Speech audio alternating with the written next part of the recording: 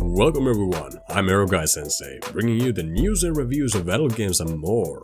Today's video is a paid review, the very first one on this channel. I just want to let you know that though I accept money for reviews like in this case, the money has zero influence on my opinion, and you can rest assured that Guy will always deliver honest reviews no matter how much developers slam cash on the table. Truth to be told, I was going to review this game for free somewhere down the road at a later date, but money talks, so here we are. Now, let's take a look at Fandom School and Monster Girls. Drop it!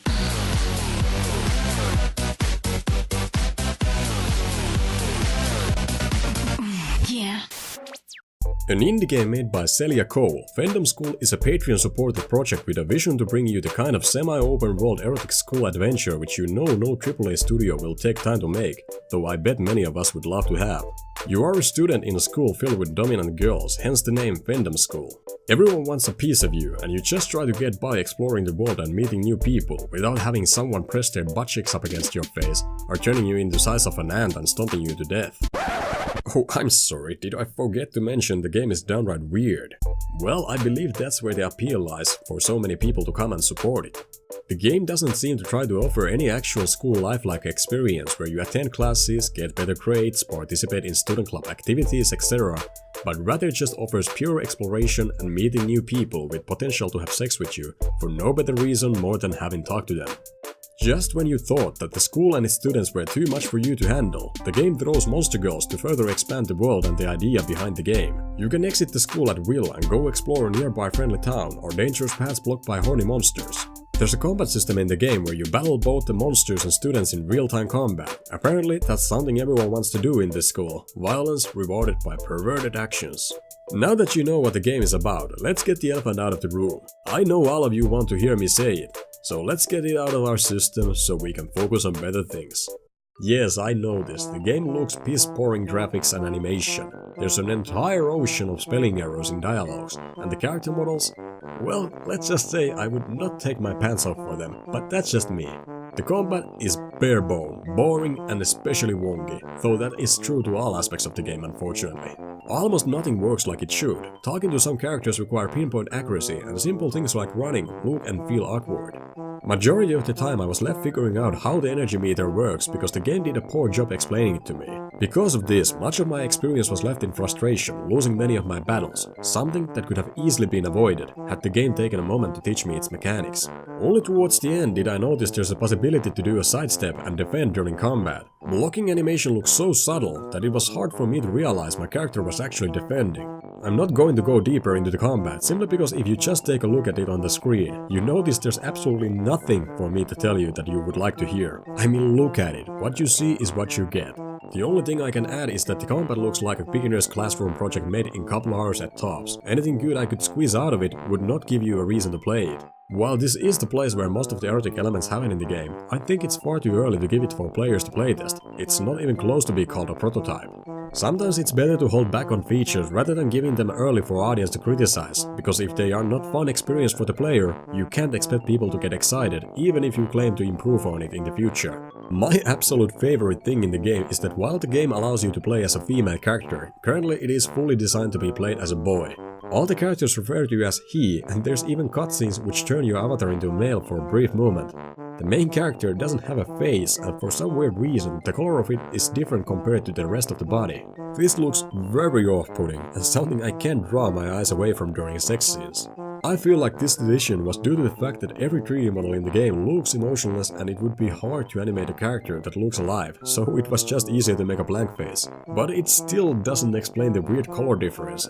The little voice acting the game has, I wonder if it would have been a better idea to just leave it out because it certainly doesn't make the experience any better. Hey you! Cute little boy! Wanna play a game? Excuse me, it's ma'am! It is ma'am! Let's play catch! Don't do it, Jim. Do it. Jim, don't do it, Jim. Ugh, boring. I hate boring boys. Actually, you make me bored and hungry. I win! Now I can do whatever I want with you. Instead of keep on listing bad things about the game, I want to focus on the positive. I bet any game reviewer out there would love to spend most of the time focusing on the game's flaws, but what they fail to see is that this is a free product under development made by one person. Though most of the assets are bought from Unity Asset Store and from hired help, this is not what you can call a cheap asset flip game. Again, it's free, and it's going to remain that way with only Patreon supporters always having an early access to newer version of the game. At least that's what Celia has told me. If you play the game yourself, I think you will understand more better when I say it's a passion project with just different ideas poorly executed. Some projects made by one person can often look like absolute crap for many years till they can reach enough support to afford a visual upgrade through hired talent. This is one of those games. Whether improving the graphics and animations is Salia's end goal or not, I can't answer that question, but I hope a game like this would see a day of better visuals. Now, where Fandom School shines best is its weird and unique erotic elements that you don't often see in other games. Some of the ideas I see here are quite clever, I must admit. For example, the consequences of your actions like not paying rent which leads to sexual punishment is rather hilarious and exciting situation. Things like school bully gang that appears on the hallways to block the path and force you to give money to them. I haven't seen anyone done that before, yet I knew if I was to make a school game, this would definitely be a thing in it.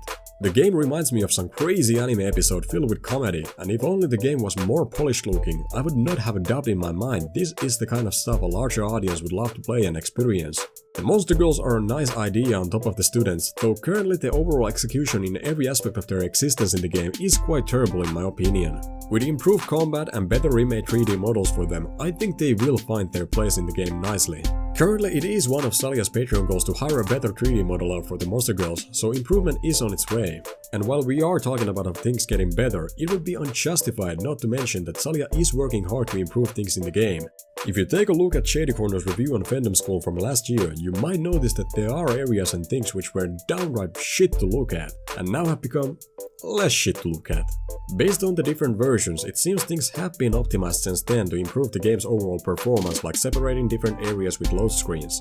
While it definitely is a bother having to look at black screens most of the time, waiting for things to load, I take that shit any day compared to game-breaking performance. Currently, the game overall stands in a very early stage where much needs to be improved upon before I can recommend you to play it. But if you love the idea SaliaCoel is trying to make here, and you want to help the game become better for everyone to enjoy, the Patreon is a nice place to start. I put the link down in the description. And with that said, this was my review on Fandom School and Monster Girls. Now if you enjoyed this video, give it a like and don't forget to subscribe to learn more about adult games in the future. If you like what I do and want to help the channel grow, consider supporting the show on Patreon, link down in the description.